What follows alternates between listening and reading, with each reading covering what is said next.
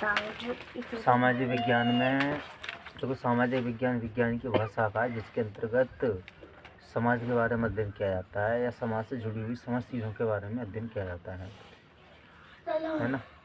सामाजिक विज्ञान में 4 छोटी छोटी सब्जेक्ट हैं। इतिहास यानी कि हिस्ट्री, भूगोल यानी कि जियोग्राफी, अर्थशास्त्र यानी इकोनॉमिक्स और राजनीति शास्त्र यानी कि पॉलिटिकल साइंस, पॉलिटी जैसे कहते हैं। यहाँ पे हम लोग सबसे पहले जो है इतिहास के बारे में चर्चा करेंगे, इतिहास पढ़ेंगे, इतिहास है ना। इतिहास वैसे भी मेरी फेवरेट सब्जेक्टों में से एक है ना। ग्रेजुएशन में मेरे पास 3 सब्जेक्ट थी, बीए में इंग्लिश, हिस्ट्री यानी कि इतिहास, पॉलिटी यानी कि राजनीति शास्त्र। तो मैं इतिहास के बारे में मेरे को डीप नॉलेज है। डीप नॉलेज समझना, डीप यानी बहुत अंदर तक घुस के नहीं, गहरी। तो हम सबसे पहले आज जो है दिल्ली सल्तनत के बारे में बात करेंगे। देखो दिल्ली जो है ना, दिल्ली पे बहुत लोगों ने शासन करो, बहुत लोगों को मतलब बहुत वंश ने शासन करो। सबसे पहले तो हम ये पढ़ेंगे कि दिल्ली सल्तनत की स्थापना कब हुई। क्या चीज़? स्थापना 12वीं शताब्दी के अंत में। हम बात करें 12वीं शताब्दी की। 12वीं शताब्दी के अंत में मोहम्मद गौरी ने दिल्ली पर सफलतापूर्वक क्या किया था? आक्रमण किया था। कौन सी शताब्दी के अंत में? 12वीं शताब्दी के अंत में मोहम्मद गौरी ने दिल्ली पर सफलतापूर्वक आक्रमण कर उस पर आधिपत्य स्थापित कर लिया, यानी कि अपना अधिकार स्थापित कर लिया और अपने विश्वास पात्र कुतुबुद्दीन ऐबक को यहाँ का शासक नियुक्त कर स्वयं गजनी यानी अफगानिस्तान लौट गया। पहले क्या होता कि लोग कोई एक देश है लूट में आते, यहाँ पे अधिकार कर भी आते, और अधिकार करके नहीं खुद तो चले आते अपने देश में ही, और अपना जो सेनापति हो तो या अपना कोई मित्र या कोई अपना दोस्त या अपना कोई भाई हो तो भाई गद्दी पर बैठा के चले आते। तो 12वीं शताब्दी के अंत में मोहम्मद गौरी ने क्या करो, यही तो करो कि सबसे पहले आए और दिल्ली जीती, और दिल्ली जीत के नहीं अपना जो सेनापति है कुतुबुद्दीन ऐबक वो दिल्ली गद्दी पर बैठा दिया और खुद जो है अफगान यानी कि अफगानिस्तान वापस लौट गए, गजनी लौट गए। गजनी यानी कि अफगानिस्तान थे। कालांतर में यहाँ अनेक राजवंशों ने शासन किया है जिसे दिल्ली सल्तनत के नाम से जाना जाता है।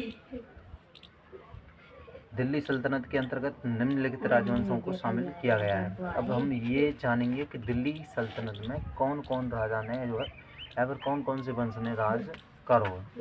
तो सबसे पहले जो 12वीं शताब्दी के अंत में मोहम्मद गौरी ने जो कुतुबुद्दीन ऐबक बिठाए हो तो वो कौन सा वंश हो? तो सबसे पहले गुलाम वंश। कौन सा? गुलाम वंश है ना। सबसे पहले गुलाम वंश आए और गुलाम वंश के बाद जो है खिलजी वंश आए। गुलाम के बाद कौन सा आयो? खिलजी।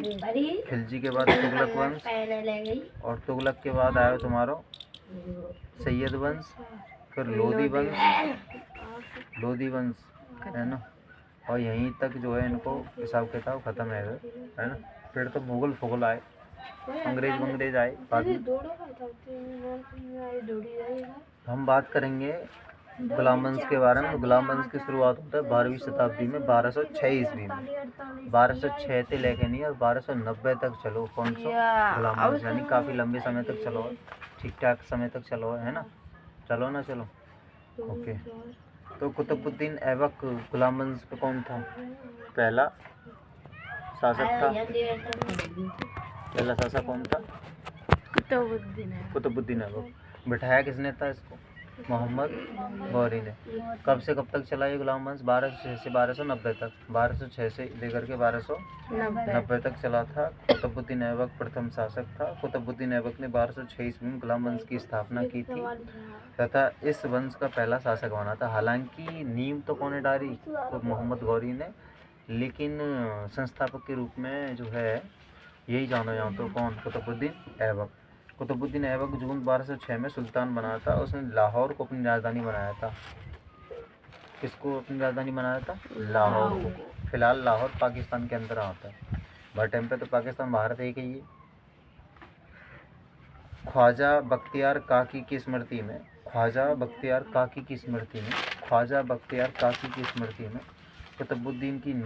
कुतुबुद्दीन ऐबक ने रखी थी। कुतुबुद्दीन की नींव किसने रखी थी? कुतुबुद्दीन ऐबक ने रखी थी। हसन उल निजामी एवं फखरुद्दीन जैसे विद्वान ऐबक के राज दरबार में सुशोभित थे। कौन कौन से? हसन उल निजामी और फखरुद्दीन जैसे विद्वान है ये जो कि कुतुबुद्दीन ऐबक के राज दरबार में जो है रहते। जैसे आगे चल के हम मुगलन में अकबर वगैरह के टाइम पे पढ़ेंगे नवरत्न रहते, यही तरीका थे। उसने दिल्ली में कुब्बत उल इस्लाम मस्जिद तथा अजमेर में 2.5 दिन का झोंपड़ा बनवाया था। ये क्वेश्चन आता है पेपर में, 2.5 दिन का झोंपड़ा किसने बनवाया? तो कुतुबुद्दीन ऐबक ने बनवाया था, है ना। और कुव्वत उल इस्लाम मस्जिद को निर्माण कौन कराया? कुतुबुद्दीन ऐबक ने करवाया। और जो 2.5 दिन का झोंपड़ा है, जो मतलब मस्जिद है या जो भी है, ये कहाँ पे है? अजमेर में है। अजमेर कहाँ पर? तो राजस्थान में, है ना। राजस्थान की राजधानी क्या है? जयपुर।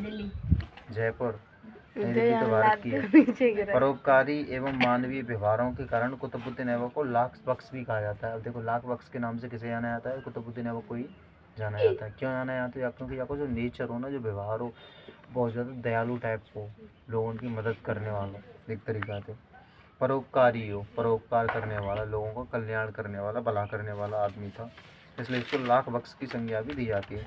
कुतुबुद्दीन ऐबक की मृत्यु 1210 ईस्वी में चौगान यानी पोलो खेलते वक्त हो गई थी।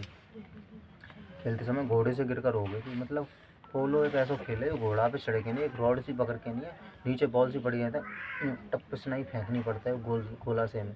तो खेलते खेलते घोड़ा पे गिर गए थे, जाके मृत्यु होगी कौन की? कुतुबुद्दीन ऐबक की। देखो, इन सबन की मृत्यु तुम देखनी, कोई सीढ़ी पे लुढ़क के मर गो, कोई घोड़ा पे गिर के मर गो, सब यही तरीका से मर गए, है ना। हाँ, उसे हाँ ऐसे मर जाते।